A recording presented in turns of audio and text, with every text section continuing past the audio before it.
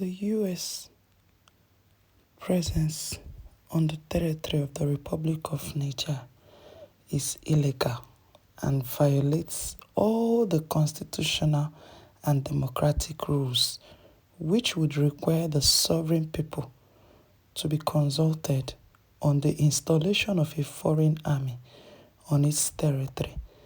Niger's military spokesman, Colonel Amadou, said in a damning statement of national television. The U.S. Army has been accused of illegally violating the constitutional rules of Niger. So they've been asked to leave. Let's listen to this. Delegation from Washington had been in Niamey for talks with the country's military leadership. According to the ruling military spokesperson, Colonel Amadou Aberdame, the suspension is with immediate effect. Speaking on local television, Colonel Aberdame said the U.S. delegation did not follow diplomatic protocol and that Niger was not informed about the composition of the delegation, the date of its arrival, or the agenda. The U.S. used its base in Niger to monitor regional jihadist activity. Now, this severance is seen as a blow to U.S. security interests in the region. The pact allowed U.S. military personnel and civilian defense staff to operate from Niger, which plays a central role in the U.S. military's operations in Africa's Sahel region and is also home to a major air base. You're surveying the activities of jihadists. Is it not supposed to be in agreement with the country? Or how will a troop move into another country without doing the necessary thing, signing the necessary agreements? This is not clear. The news that the country's military government had suspended cooperation with the U.S. One citizen says it is a salutary act that's needed for decades. And according to political analyst Bounty Diallo, the Americans are not helping to fight terrorism in the country. It really is a salutary act. We've needed it for decades. How can a so-called sovereign country invade us with a simple verbal note? Such a powerful army, and they come to occupy our territory without any counterpart, without going through the National Assembly. And what's more, we also pay for their comings and goings. The government was talking about a verbal note, but a verbal note does not take the place of an agreement. Now, there's the fact that we're in a situation where insecurity is on the rise. But when you see the governments communicate, the Americans aren't necessarily there to help us fight terrorism. So you have to ask yourself why they're there at all.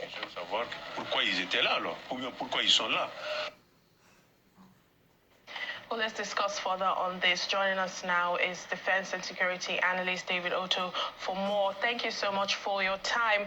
Now, this suspension, this ending of agreement between Niger and the U.S. follows an earlier move that had seen thousands of French soldiers exit the West African nation.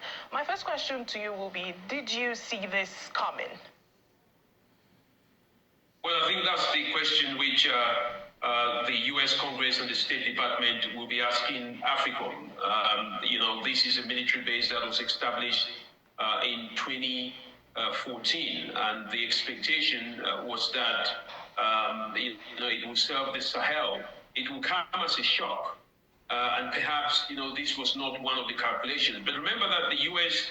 was being very cautious when the military junta took power. They failed to call it a coup d'etat at a very early stage because that would have deprived the U.S. from dealing with Niger, and of course that would then automatically prevent the U.S. from using its military base and carry out its intelligence and surveillance and reconnaissance mission, which is the main reason why that base is there. So I am sure that the big question would be, this will come from Congress.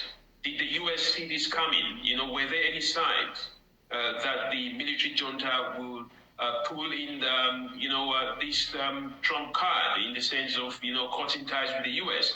But it's not shocking because, of course, Niger have already expelled the French. They had, indicated that they would leave ECOWAS immediately, although ECOWAS has asked them to return. So this doesn't come as a shock at all. But let's see how it goes, because, of course, there will be consequences from both sides, I believe. Now, let me ask you, hinging on your final thoughts there, what do you think is at play here? I mean, Niger has been under military rule since July 2023, and the military rulers just like the military rulers in Mali and Burkina Faso, they've also kicked out the French and European forces, just like you've mentioned. But what are we seeing playing out here? These three countries have solidified their relations. You mentioned, leaving ECOWAS, even though ECOWAS has asked them to return. Yes, I mean, of course, Niger has done all that, but they've also signed the alliance of the Sahel states, which is a defense pact. They've indicated the creation of a confederation or a federation, whichever way they call it.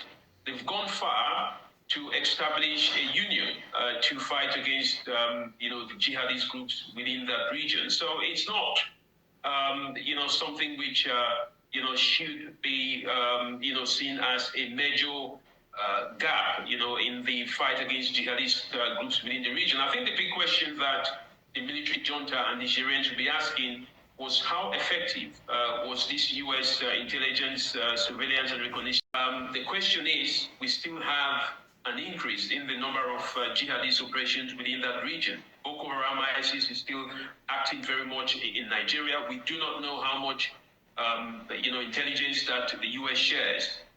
Useful intelligence that the U.S. shares with Nigeria. We don't know how much intelligence it does share with Niger or Libya. So I think, the most practical thing is to understand if this, huge military base, has benefited either Niger or... Thank you again for your time with me. I don't take it for granted. I'll see you again as I come your way with more trending news. Bye.